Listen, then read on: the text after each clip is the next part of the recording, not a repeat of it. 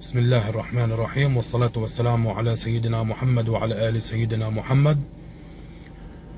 والعلم عند الله عز وجل. نحن نترقب حدث كبير وجلل سوف يقع في مونديال قطر، والعلم عند الله.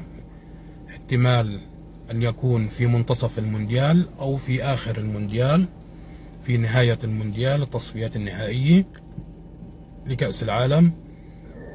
ماهية هذا الحدث سوف نتكلم عنه في الفيديو القادم إن شاء الله، لكنه حدث جلل سيشاهده العالم كله من خلال شاشات التلفاز. وسوف نتكلم عن الأحاديث عن الرسول صلى الله عليه وآله وسلم عن حديث الخسوفات، خسف في جزيرة العرب، وخسف في المشرق، وخسف في المغرب. والعلم عند الله عز وجل. نحن اقتربنا كثيرا من الدلالات التي تؤكد أن الخسف قريب، والعلم عند الله.